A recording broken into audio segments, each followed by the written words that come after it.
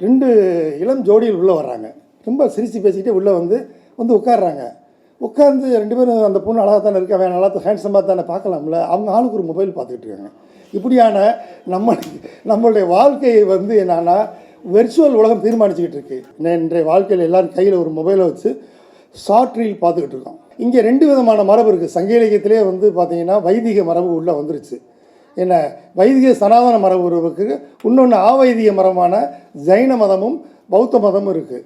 ஆனால் தமிழருடைய மரம் என்பது தனியானது, தமிழருடைய அறம் என்பது தனியானது. ஒரு வேத மந்திரங்கள் நமக்கு கிடையாது இல்லையா? வேத மந்திரத்தை ஓதுகின்ற அந்த புரோகிதன் நமக்கு கிடையாது. வேத மந்திரம், வேள்வி, வேதம் ஓதுகிற புரோகிதன், இது எல்லாத்தையும் புனிதம் சொல்லக்கூடிய நம்மகிட்ட கிடையாது. நம்ம தமிழர்கள் என்ன பண்ணுறோம், அன்னைக்கு இருந்து இன்னைக்கு வரைக்குமே இயற்கையை எப்படி எதிர்கொள்வது, இயற்கை நம்மளை எது வேணால் செய்யக்கூடிய எல்லா சாத்தியம் இருக்குது. நாம் இயற்கையினுடைய பெருங்கருணை வேணாம், இதைத்தான் சங்க இலக்கியம் சொல்லுது. மகாபாரதம் திரும்ப திரும்ப இந்த வர்ணாசிரம கோட்பாடையும் வைதிக சனாதானத்தையும் திரும்ப திரும்ப வலியுறுத்திக்கிட்டு இருக்குது. நம்ம மரபில் எல்லாமே பெண்ணை நம்ம கணவன் இறந்தால் பெரிய விஷயம் இல்லை. அது கணவன் இறந்த பிறகு கூட நிறைய குலதெய்வங்கள் நாட்டுப்புற தெய்வங்கள் பூராமே நம்மகிட்ட வழிபட்டுருக்கோம். ஒரு அரசாங்கம் 22,000 கோடி செலவழித்து ஒரு பிரம்மாண்டமான கட்டடத்தை கட்டுது. அந்த கட்டடத்துக்குள்ளே போய் யாரோ உள்ளே போகிறான், சாமியாரெலாம் உள்ளே போகிறான். ஆனால் இந்திய நாட்டின் குடிமகளாகிய முதல் குடிமகளாகிய குடியரசுத் தலைவர் உள்ளே போனாங்களா? அந்த அம்மா போனால் என்ன நடந்தது, ஏன் போகல? அது வைதிக சனாதனம், வைதிக மரபுக்கு எதிரான ஒரு போராட்டம் திரும்ப நடந்துக்கிட்டு இருக்கு. இந்த போராட்டத்தில் நாம் நமக்கான அடையாளத்தை தக்க வைத்துக் கொள்வதற்கான ஒரு விஷயம்தான் சங்க இலக்கியம். புத்தகம் பற்றியான ஆய்வுரை நான் நிச்சயம் நிகழ்த்த மாட்டேன். ஏனென்றால் நீங்கள் யாருமே புத்தகத்தை வாசிக்கலாம். என்ன வாசித்தது நானும் நண்பர் ராமமூர்த்தியும் தான். நீங்கள் முடிச்சிட்டீங்களா? முழுசு முடித்த ஆட்கள் 2 பேர் தான். அதனால் இதை பற்றியான ஒரு ஆர்வத்தை ஏற்படுத்தக்கூடிய சில விஷயங்களை சொல்லலாம்னு நினைக்கிறேன். இந்த நிகழ்ச்சியினுடைய தலைவர் அவர்களே, என்னுடைய அன்பிற்கினிய மாமான்னு யாரும் தெரியும் வைக்கிறேன், பாலகிருஷ்ணன் அவர்களே, பேராசிரியர் ராமமூர்த்தி அவர்களே, சக்தி ஜோதி அவர்களே, NCBS மேலாளர் அவர்களே, இங்கே நிகழ்ச்சியை தொகுத்து வழங்கி கொண்டிருக்கின்ற உலகத்தமிழ் ஆராய்ச்சியினுடைய பேராசிரியர் அவர்களே, நண்பர்களே, இப்போது எதுக்கு இந்த சங்க இலக்கியத்தை வாசிக்கணும் அப்படின்னு ஒரு கேள்வி இருக்கு இல்லையா? இப்போ எல்லாருமே நீங்கள் பல்வேறு துறை சார்ந்தவர்களாக இருப்பீங்க, பல்வேறுபட்ட ஆட்களாக இருப்பீங்க. இந்த சங்க இலக்கியம் என்ன அப்படின்னு ஒரு கேள்வி இருக்கணும். அந்த கேள்வியை நம்ம முதல்ல எழுப்பி பார்த்துக்கணும். அதுக்கு முன்னால் நான் மறந்துடுவேன். அதனால் சக்தி ஜோதி என்னுடைய வாழ்த்துக்களை தெரிவிச்சுக்கிறேன். நண்பர் பாலகிருஷ்ணனும் நானும் ஒரு சாலை மாணாக்கர்கள், ஒரே வகுப்பு 2 ஆண்டு படித்தோம். அதே மதுரை காமராஜர் பல்கலைக்கழகத்தில் ஒரு சாலை மாணாக்கராக முனைவர் பட்டம் முடித்திருக்கிறார் சக்தி ஜோதி. நாங்கள் மூவருமே எங்களுக்குள்ள ஒரு ஒற்றுமை இருக்குது. ஏன்னா அதில் பாலகிருஷ்ணனுக்கு எனக்கு இன்னும் ஒரு ஒற்றுமை என்ன, ஒரு துறையில் மதுரை காமராஜர் பல்கலை தமிழ் துறையில் 78-80 தமிழ் படித்த மட்டும் பிரச்சனை இல்லை. கலைஞர் பொற்கிளி விருது, பப்பாசி விருது ஒரே சமயத்தில் வாங்கினோம் 2 பேர். அது ரொம்ப அபூர்வமானது, அப்படின்னு நடக்க வாய்ப்பே இருக்காது. பெரும்பாலும் தமிழ் படிப்பாங்க, வேலைக்கு போவாங்க, ஸ்கூல் டீச்சர், அதோடு முடிஞ்சு போகிறோம், அவங்க வெளியே தெரிய மாட்டாங்க. என்னுடைய செட்டும் சரி, எனக்கு முந்தின செட்டு பிந்தின செட்டுலாம் அப்படிலாம் ஒன்றும் கிடையாது. ஆனால் நாங்கள் அந்த கட்டத்தில் 78-80 படிக்கிற காலத்தில் 2 பேருமே ஒரு சிக்கலான ஆள்கள், வாழுப்பைங்க, எல்லா சேட்டையும் பண்ணால். ஆனால் இந்த தொடர்ந்து வாதித்தோம், ரைட்டு. ஏன்னா ஏன்னா எதுக்கு சொல்கிறேன்னா நான் பசங்க என் கல்லூரியில் பாடம் நடத்த சொல்லுவேன், தம்பி சேட்டை பண்ணால் நல்லது தான், நீ நல்ல பெரிய ஆளாகுன்னு சொல்லுவேன். ஆனால் அப்படிலாம் கிடையாது. ஏன்னா இந்த சங்க இலக்கியம் பற்றியான பாடல் எதுக்கு அப்படின்னு கேள்வி இருக்குது. சங்க இலக்கியத்தினுடைய சக்தி ஜோதி ரொம்ப நுட்பமாக பல்வேறு விஷயங்களை முன்வைத்து அதற்குள்ளே ரொம்ப ஆழமாக பல்வேறு விஷயம் வச்சுருக்காங்க. இப்போ அவங்க வேட்டை சமுதாயம், உணவு தேடல், ஏன்னா ஆதி சமுதாயம், வேளாண்மை, மேய்ச்சல் சமுதாயம், இப்படி சொல்கிறாங்க. இது எல்லாம் சொல்கிறாங்க. இதெல்லாம் பகுதி பகுதியாக பிரித்து விலகிட்டே போகிறாங்க. ஆனால் இது எல்லாத்தையும் விட சங்க இலக்கியம் நமக்கு ஏன் தேவை அப்படின்னு ஒரு கேள்வி நம்ம எழுப்பி பார்க்கலாம். ஏதோ புலவர்கள் வகுப்பில் பாடம் நடத்துகிறாங்க, மாணவர்கள் ஆராய்ச்சி செய்கிறாங்க, ஏதோ 1.5 லட்சம் சம்பளம் வாங்குறாங்கன்னு அல்ல. சங்க இலக்கியம் என்பது தமிழர் வாழ்க்கையுடைய தமிழ் அடையாளத்தோட முக்கியமான விஷயம் இல்லையா? 2000 ஆண்டு இல்லை, நமக்கு இன்றைக்கி கீழடி வந்த பிறகு 2600 ஆண்டுகளாக தமிழ் இருக்குது, தமிழ் மொழி இருக்குது. இந்த தமிழ் மொழி தான் உங்களே என்னை ஒன்று சேர்க்குது. தமிழர் அடையாளமாக இருக்குது, தமிழர் பண்பாடாக இருக்குது. இந்த தமிழர் பண்பாடு இந்த 2600 குறிப்பாக சங்க இலக்கியத்தில் 2000 ஆண்டுகளாக இருக்கக்கூடிய மிக முக்கியமான ஒரு விஷயம் என்ன அப்படின்னு ஒரு கேள்வியை கேட்கணும். ஏன்னா இங்கே 2 விதமான மரபு இருக்குது. சங்க இலக்கியத்திலே பார்த்தீங்கன்னா வைதிக மரபு உள்ளே வந்துருச்சு. என்ன, வைதிக சனாதன மரபு இருக்குது, இன்னொன்று ஆவைதிக மரமான ஜைன மதமும் பௌத்த மதமும் இருக்குது. ஆனால் தமிழருடைய மரம் என்பது தனியானது. தமிழருடைய அறம் என்பது தனியானது. ஏன்னா புறநானூற்றில் 2வது பாடலில் வந்து முடி நாகராயன் அப்படின்னு ஒரு புலவர் சொல்கிறாரு. மண் திணிந்த நிலனும் நிலம் தேந்திய விசும்பும் விசும்பு தைவரு வழியும் வழித்தலைய தீயும் தீமுரணிய நீரும் என்றாங்கு ஐம்பெரும் பூதத்து இயற்கை அப்படிங்கிறார். நம்ம என்ன கருத்துனா வந்து தமிழர்களாக நமக்கு வந்து இந்த நிலம், இந்த நம் வாழ்கின்ற பூமி நிலம் வந்து ஐம்பெரும் பூதம் தான். இந்த பூதங்கள் தான் நமக்கு வந்து ஒரு வானுலகத்தில் இருக்கக்கூடிய ஒரு வேத மந்திரங்கள் நமக்கு கிடையாது இல்லையா? வேத மந்திரத்தை ஓதுகின்ற அந்த புரோகிதன் நமக்கு கிடையாது. வேத மந்திரம், வேள்வி, வேதம் ஓதுகிற புரோகிதன், இது எல்லாத்தையும் புனிதம் சொல்லக்கூடிய நம்மகிட்ட கிடையாது. நம்ம தமிழர்கள் என்ன பண்ணுறோம், அன்னைக்கு இருந்து இன்னைக்கு வரைக்குமே இயற்கையை எப்படி எதிர்கொள்வது யோசிச்சு பாருங்கள். 2004ஆம் ஆண்டு ஒரு சுனாமி அடித்தது, ஆழிப்பேரலை. அந்த ஆழிப்பேரலை வந்து இன்றைக்கி ஏற்கனவே பார்த்தீங்கன்னா நம்மளுடைய சென்னை மாநகரம் கடல் மட்டத்துக்கு இட சில பகுதியில் தாழ்வாக இருக்குன்னு சொல்கிறாங்க, ஒரு ஆய்வு சொல்லுது. இன்னும் சில பேர் சொல்கிறாங்க 2050 ஆண்டில் கடல் உள்ளே வந்து ட்ரிப்ளிகன் ராயப்பேட்டைகளாம் உள்ளே வந்துடும் சொல்கிறாங்க. நம்மளாம் இருக்க வாய்ப்பு இல்லை. ஆனால் இந்த ஆழிப்பேரலை வந்து இருக்கு இல்லைங்களா, இந்த ஆழிப்பேர் 2004ஆம் ஆண்டு அடிக்கும்போது அது எங்கேயோ ஒரு இந்தோனேசியா பக்கத்தில் ஒரு தீவில் வந்து ஒரு 6.7 ரெக்டார் வந்து சில நொடிகள் தான் அடித்தது. ஆனால் நமக்கு சென்னையில் வாக்கிங் போன 80 பேரை காணோம் இல்லையா? ஆனால் இயற்கையை நம்ம என்ன செய்ய முடியும்?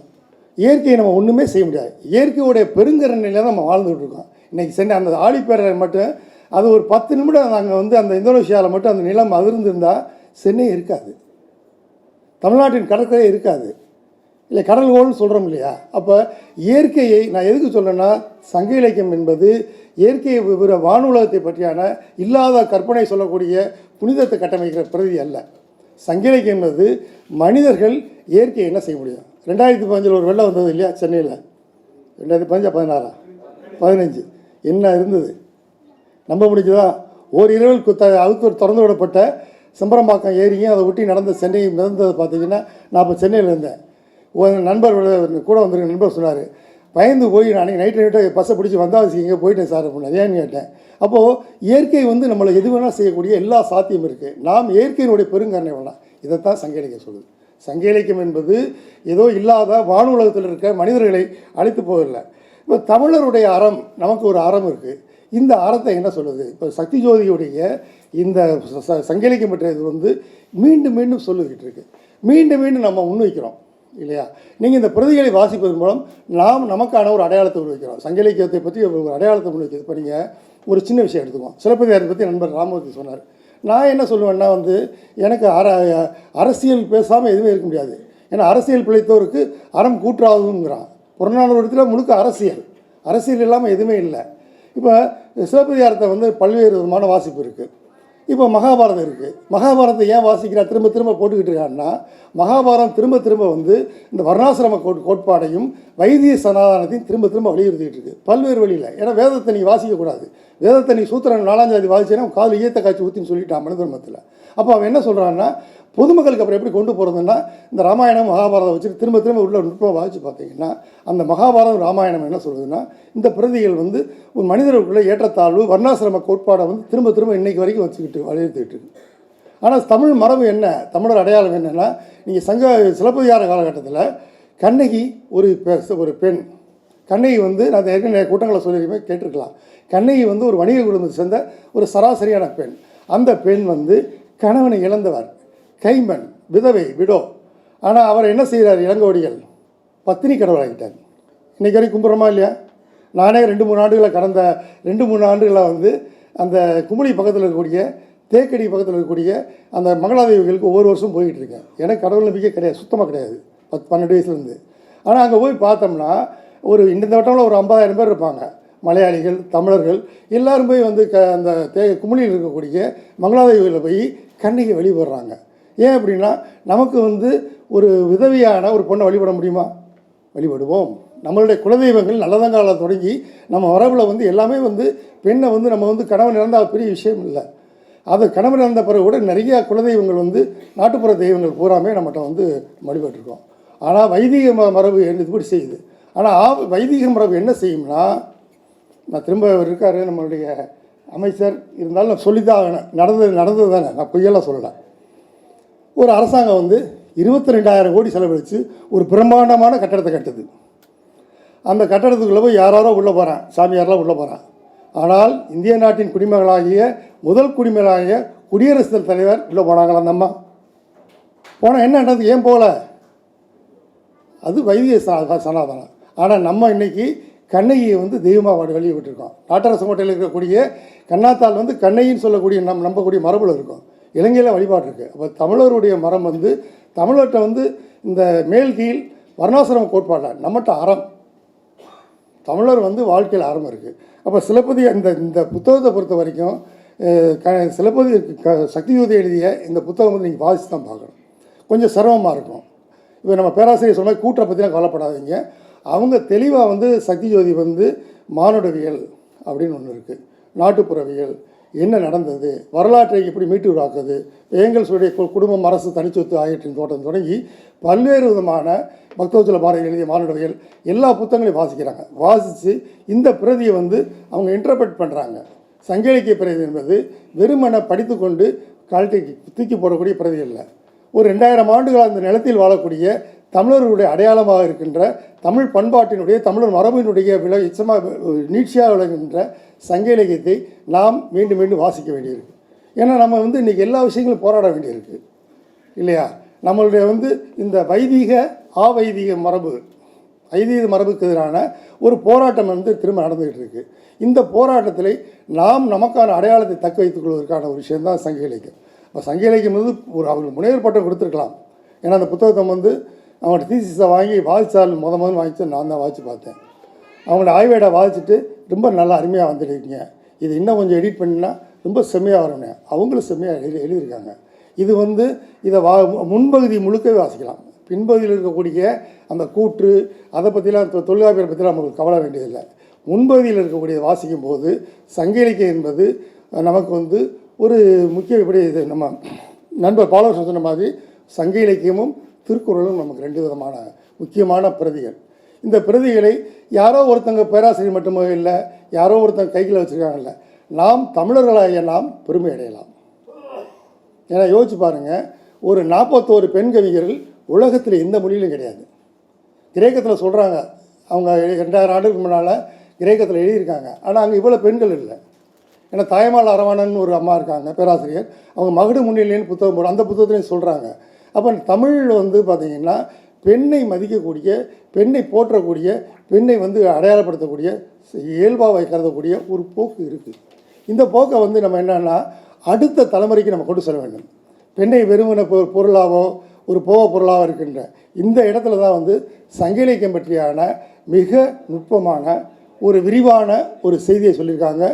நண்பர்கள் இங்கே வந்திருக்கவங்க குறைந்தபட்சம் இந்த அழகாக செம்மையாக வெளியிட்டிருக்கின்ற இந்த நூலை வாசித்து பாருங்கள். இதுவரைக்கும் சங்க இலக்கியம் பற்றி உங்களுக்கு எந்த ஒரு புரிதல் இல்லாமல் இருக்கலாம். ஆனால் கவிஞர் சக்தி ஜோதியை வந்து முக்கியமாக எழுதியிருக்கார். அவரை பற்றி நான் ஒரே விஷயம் சொல்லணும்னா, அவர் 14 கவிதை தொகுதி எழுதியிருக்கார். அவர்கிட்ட இருக்க ஒரு மிக முக்கியமான விஷயம் என்னன்னு கேட்டிங்கன்னா, சில பெண் கவிஞர்கள் வந்து ஆணை எதிரியாக வச்சு எழுதிக்கிட்டே இருப்பாங்க. ஆணும் பெண் எதிரியாக இருக்க வாய்ப்பு இல்லை. பைனரி, எதிரிணை. இப்போ 2 பேரும் அண்ணன் தம்பியாக இருந்தால் கூட 2 பேருமே வேறு தான் இல்லையா? வேறு தான், இது எதிரி கிடையாது. அப்போ ஆணும் பெண் இதில் அவங்களுடைய 14 கவிதை தொகுதியில் வாசிச்சிருக்கேன். அவர்கள் ஆணையும் பெண்ணும் சேர்ந்து வாழ வேண்டிய சமூகத்தினுடைய விஷயத்தை வந்து அவங்க சொல்கிறாங்க. அவருடைய பாடலும் சரி, அவருடைய மொழியும் சரி, இந்த சமூகத்தை பற்றியான அவருடைய அக்கறையும் சரி மிக நுட்பமானது, தேவையானது. அதனால தான் இந்த புத்தகத்தை வந்து அவசியம் கொண்டு வாங்கன்னு நான் சொன்னேன். அந்த புத்தகத்தை ரொம்ப அழகாக வெளியிட்டிருக்காங்க. இங்கே வந்திருக்கின்ற நண்பர்கள் இந்த புத்தகத்தை முழுக்க வாசிப்பாங்க. ஏன்னா நீங்கள் வாசு மாணிக்கத்துடைய தமிழ் காதலையோ, சுப்புரெட்டியான தொல்காப்பியங்காட்டு வாழ்க்கையோ, நாவல சோமசுந்தரனுடைய பொருள் புத்துரையோ, ராகவேந்தருடைய பொருளதிகார ஆராய்ச்சியோ இப்படிலாம் வாசிக்கிறதுக்கு யாருக்கும் நேரம் இருக்காது. ஆனால் இந்த புத்தகம் நீங்கள் இவ்வளவு பாட்டில் பூரா பாதித்து பாட்டோட பொருளை புரிஞ்சு அதுக்கு வந்து நேரம் இருக்காது. இன்றைய வாழ்க்கையில் எல்லோரும் கையில் ஒரு மொபைலை வச்சு ஷார்ட் ரீல் பார்த்துக்கிட்டு இருக்கோம். என்ன சிரிக்கிறீங்க? ஒரு எலக்ட்ரிக் ட்ரெயினில் வந்தோம்னா உட்காந்துருக்க 22 பேர் மெட்ரோ ட்ரெயினாலும் சரி, இந்த பறக்கிற ரயிலாலும் சரி, எந்த ரயிலாலும் சரி, உட்காந்துருக்க 29 பேரில் 28 பேரும் பார்த்துக்கிட்டு தான் இருக்காங்க. ஏன்னா ஒரு ஆள் நான் பார்க்கக்கூடாதுன்னு உட்காந்துருக்கேன், கையை கட்டிட்டு உட்காந்துருக்கேன். என்னடா இவ்வளோ பேர் நான் பார்க்கக்கூடாதுன்னு ரொம்ப தான் உட்காந்துருக்கேன். ஆனால் என் கையை வந்து எடுத்து பார்த்துருவோமான்னு தோணுது.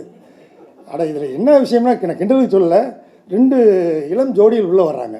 ரொம்ப சிரித்து பேசிக்கிட்டே உள்ளே வந்து உட்காடுறாங்க. உட்காந்து 2 பேரும் அந்த பொண்ணு அழகாக தானே இருக்கா, அவன் நல்லா ஹேண்ட்ஸமாக தானே பார்க்கலாம்ல, அவங்க ஆளுக்கு ஒரு மொபைல் பார்த்துக்கிட்டு இருக்காங்க. இப்படியான நம்மளுடைய வாழ்க்கையை என்னன்னா வெர்ச்சுவல் உலகம் தீர்மானிச்சுக்கிட்டு இருக்கு. நமக்கு சொந்தமான சுயமான அசலான கருத்து இல்லாத ஒரு விஷயத்தை அவன் தான் உருவாக்கிட்டு இருக்கான். நீங்கள் தொடர்ந்து பார்த்துக்கிட்டீங்க. 24 ஹவர்ஸ் பிரேக்கிங் நியூஸ் பார்த்தா விளங்குமா நாடு? என்ன எப்படி நீங்கள் 24 ஹவர்ஸ் பிரேக்கிங் நியூஸ் வரும்? ஒரு மழை பெய்யுதுங்க, கொஞ்சம் தாங்க பெய்யுது. மதுரையில் 3000 கண்ணாடி தான் தண்ணி தான் போயிட்டு வைகையில் பார்த்தீங்கன்னா ஒரேடியாக ஏதோ பயங்கர பீதியுமே கிளப்புறாங்க. எனக்கு தெரிய வைகையில் 79ஆம் வருஷம் 72,000 கண்ணாடி தண்ணி போயிருக்கு. யாரும் எந்த பதட்டம் இல்லை. இன்றைக்கி ஒரு மழை பெஞ்சா எவனா மைக்கை தூக்கிட்டு போய் கேட்குறாங்க, அவன் ரொம்ப மழை கொட்டிக்கிட்டு இருக்கு, ரொம்ப மோசமாக இருக்குங்கிறான். மழை பெஞ்சா வீட்டில் ஒதுங்கி நில்லு. இல்லை, எதுக்கு சொல்கிறேன்னா, நாம் நானிலம் சார்ந்தவர்கள். சங்க இலக்கிய மரம் என்பது குறிஞ்சி முல்லை மருத பெய்தல் பாலை, இயற்கையோடு சேர்ந்த வாழ்க்கை. நமக்கு மழை எதிரி இல்லை. மழை காலத்தில் மழை பெய்யுதுங்கிறான், வெயில் காலத்தில் வெயில் அடிக்குதுங்கிறான், குளிர் காலத்தில் குளிர் அடிக்குதுங்கிறான். இப்படி தொடர்ச்சியாக நியூஸை பார்த்தீங்கன்னா நமக்கான கருத்து இல்லை. எதுக்கு சொல்கிறேன்னா, இது இல்லை நமக்கான மரபு அல்ல. தமிழர் மரபு என்பது சக்தி ஜோதி சொல்லுகின்ற, இவரை போன்ற ஆய்வாளர் சொல்லுகின்ற நம்முடைய மரபில் இலக்கியம் சார்ந்த விஷயங்கள் இருக்குது. அதை நம்ம திரும்ப மீட்டு உருவாக்கம் பண்ணணும். நம்மளுடைய குழந்தைகளுக்கு சங்க இலக்கியத்தை கொண்டு போகணும். என்னை கூட கேட்டால் சங்க இலக்கியத்தை கார்ட்டூனாக போட்டு கூட கொடுத்துலாம் கூட நினைப்பேன். நம்ம குழந்தைகள் கொண்டு போகணும். இல்லாட்டி அப்படி யாருன்னு நமக்கு மட்டுமா இல்லை. ஏன்னா சங்க இலக்கியம் என்பது கடந்த காலத்தில் நடந்த மிக உன்னதமான நம்முடைய முன்னோர்கள் செய்த விஷயத்தை நாம் 2000 ஆண்டு கடத்தி செல்ல வேண்டிய ஒரு கட்டத்தில் இருக்கோம். இந்த பணியில் தான் நம்மளுடைய கவிஞர் சக்திஜோதி அவர்கள் இந்த நூலை எழுதியிருக்கார். இந்த நூலை பற்றி ஆய்வுரை சொல்வது எங்கள் நோக்கமல்ல. நான் இந்த சில கருத்துக்களை சொன்னேன். நன்றி.